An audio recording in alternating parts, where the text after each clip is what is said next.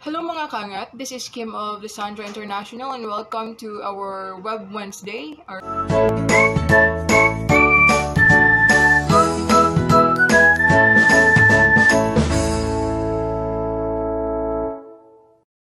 In this particular video, I will be tackling about messaging applications we can use to communicate with our clients internationally.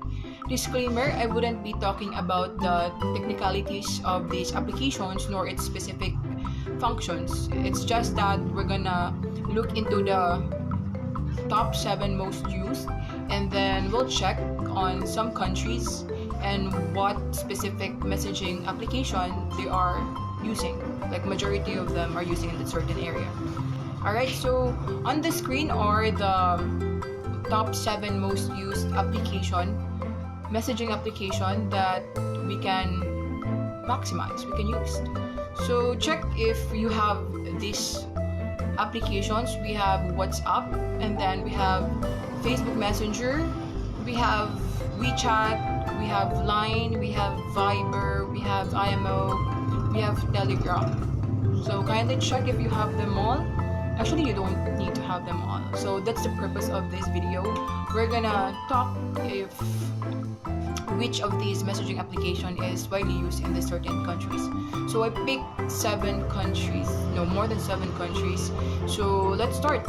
We have USA, we have Germany, we have France, Italy, Spain, Singapore, and some Asia Pacific countries like Indonesia, Malaysia, and Hong Kong, just to name a few. Let's start with the countries. We have USA. So for USA, Facebook Messenger is the leading messaging application, followed by WhatsApp. In Germany, WhatsApp is the leading messaging application, followed by Facebook Messenger, iMessage, Telegram, Snapchat, etc. In France, 92% of its population uses the internet, and 58% of this actively uses social media. Facebook Messenger is the leading messaging app with a 51% reach, then followed by WhatsApp. In Italy, 92% of its population uses the internet, just like France.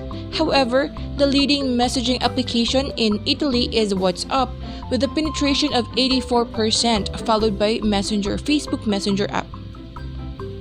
Next is Spain. In Spain, the leading messaging app is WhatsApp, and then followed by Facebook Messenger. Then we have Singapore.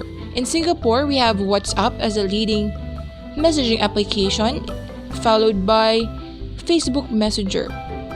And then now let's go to the Asia Pacific region. Countries like Indonesia, Malaysia, and Hong Kong, just to name a few.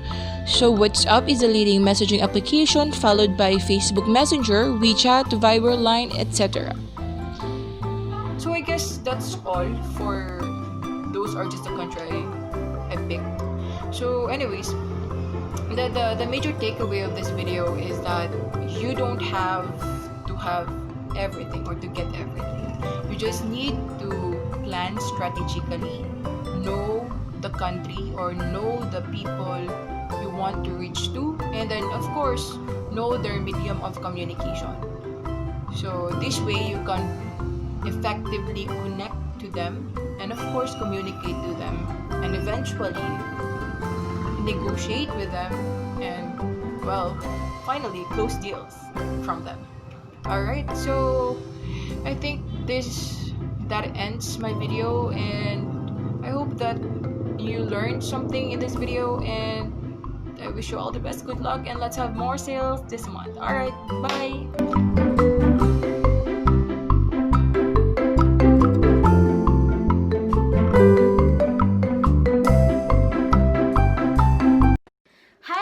Now that you have all the tools that you need to get started with real estate online selling, we have a bonus for you.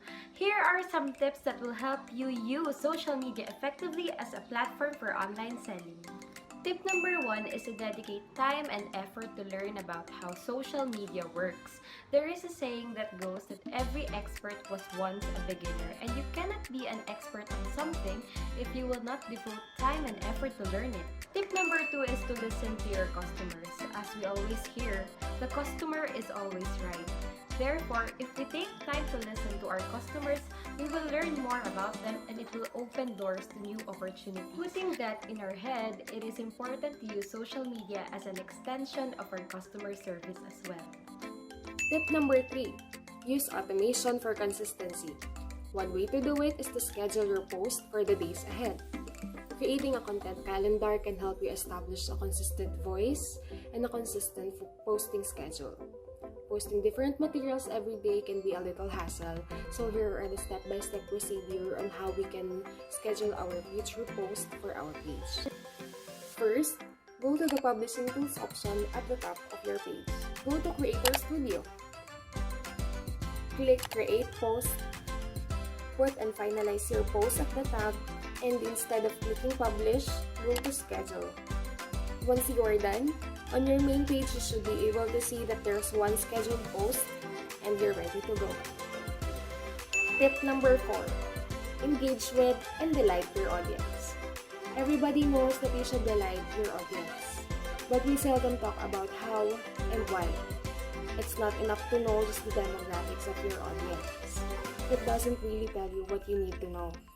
Instead, you need to know your customers on a personal level, so that you know what they want, why they buy, and why they don't buy. Tip number 5. Don't spread yourself too thin. New brands should start with 2 or 3 social media platforms they are certain their target audience is active on. Master those, and then expand your social media reach as the business grows and more effort can be allocated to additional social platforms. 2 or 3 social media platforms are just enough para sa mga nagsisimula pa lang sa online selling. Kasi mas natututukan natin yung quality ng pages natin. More than 3 social media platforms can compromise the quality of your pages. Tip number 6. Track and measure everything. It is important that you lay out clear goals with benchmarks that allows you to determine whether or not your social media effort is paying off. In every kind of work, dapat talaga nagsiset tayo ng goals. When it comes to this, dapat every week meron tayong certain goal na na-achieve para malaman natin kung ano yung mga improvements natin at mga kailangan pa natin i-improve next week or sa mga next na gagawin natin. And importante din na nagkakaroon tayo ng benchmarking para malaman natin kung nakakasunod ba tayo sa flow or ahead tayo sa mga kalaban natin or sa mga competitors natin.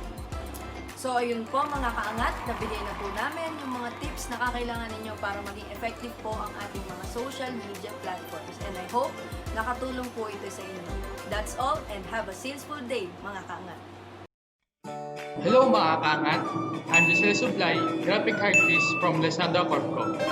We're the one who handle and create materials for posting in our Lessandra's social media accounts, which include Facebook, Twitter, Instagram, and YouTube. I'm here to give you some tips kung paano ba mag-create ng effective and creative graphics design to help attract your audience. So first, find your goal. Before you create your material, you should know first its purpose. Are you trying to drive sales? Do you want to increase traffic to our website? Or are you trying to increase engagement to your page? In this way, you will create a clear path to whom your material should tap. Second is color. As you should know, the main color of Lessandra is orange. You can use these tips to make your audience aware of your brand. This will also separate your material to your competitors' design. You can use different varieties of colors that will match to your brand. Color is also vital for creating contrast and balance within your social media graphic. Next is text or font. Keep in mind that too many words on an image can appear busy to your potential audience. The last thing you want is for your audience to feel overwhelmed. Whether you are creating a graphic for Instagram or Facebook, try to limit your text to 1 or 2 liners. Again, remember, limit your font choice to 2 fonts. Fourth is visual identity. Incorporate your brand into your design. Place the logo, elements, color, which will distinguish our brand, and to where it's from. The point of creating graphic design for our social media content is not only to tell a story, but to attract an audience and direct them to our website. Next, consistency. When keeping up with consistency, make sure that all your designs are cohesive across all platforms. These consistent elements will tie each post together and make your brand easily recognizable. An easy way to keep consistency is to take time to create templates for quick notes, announcement, promotions, or sales. 6. You should know your platform. Knowing ahead of time what works best with each platform will not only help visually with your audience, but will make things easier for you in the long run. Facebook is geared towards the older generations and makes great use for articles and promotions. Instagram is geared towards millennials and is a great platform for lifestyle and interior shots. Then you can use Twitter for trends and engagement. And lastly, be creative. Not only with the design of your material, but also with different types of content. Always remember, creating your content will not only help tie your brand and audience together, but will also make our brand stand out from the rest.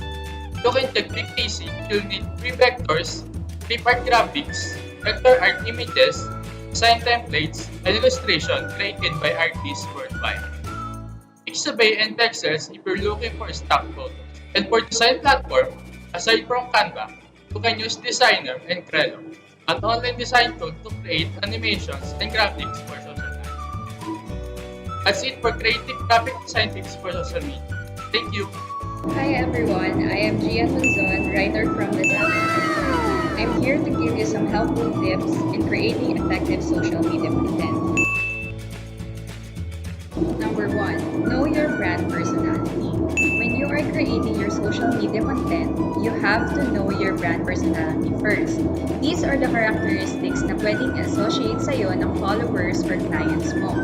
Are you cheerful, sincere, witty, sophisticated? The list goes on. Knowing your personality will help you to communicate effectively sa iyong target market. It will also identify kung anong type ng content ang ipopost mo and what tone of voice you will use. Sa Lessandra Official in Facebook, for example, we are cheerful and friendly in each post. Why? Because this makes us look and sound more approachable and inviting. Adapting a friendly and cheerful tone embodies the language spoken by our market. Number 2, explore the types of content you will post. There are lots of content you can post on social media. The best thing to keep in mind is that social media is dynamic. Trends change quickly, and keeping up with the trend is important para ma-maintain or mag-increase ang iyong engagement. There is a lot you can post like photos, videos, GIFs, blogs. If it suits your personality, memes. The challenge comes with how creative you can be in executing these posts. Aside from research and being updated sa mga social media trends, you can also get content, inspiration from your families, friends, and colleagues, kahit na hindi sila interested or knowledgeable about content making. For, let's say, real estate, random conversations may still spark ideas that will be helpful for the creativity of your content. Also, keeping an eye on your competitors' social media accounts is very helpful kasi makikita mo yung type of content na nag-work sa kanila and those types may also work for you. Number 3, create content calendars and content plans. Bright ideas become dull kapag hindi ka organized. Creating content calendars and content plans give an overview kung anong posts yung mga na-publish na and what posts will be published. They also give justice sa mga creative content mo kasi they make sure na properly executed yung ideas mo rather than ending up being forgotten. Content calendars and plans also remind you sa mga important things that you have to take note para maging relevant ang iyong account. Creating outlines for your weekly or monthly content will make you see if your strategy for the month has holes that you need to fill up. Baka meron kang nakalimutan na announcements for important things. Having a plan will prevent this from happening. Number 5, Track your insights. Someone who's making social media content, kailangan mo pa rin i-track yung insights ng social media account mo. These graphs will tell you kung ano yung most engaging posts ng iyong account. This is a great help because malalaman mo kung ano yung mga types of content na effective or what type of content needs to be studied or stopped. Number 5, know the helpful tools. Ito yung mga effective tools for me when creating and managing content for social media. Number 1 is the sites themselves, for getting more inspiration for your content. Number 2, Excel or Google spreadsheet for content calendars and content plans. And number 3, for me, Creator Studio is a huge help for scheduling Facebook and Instagram posts. Tapos sa Twitter naman, they have a scheduling tool within the app for site itself. I hope you learned something from these 5 tips. Just always remember that you have to keep up with the trend while being mindful of your brand personality. Always explore and entertain any idea you come up with. Thank you!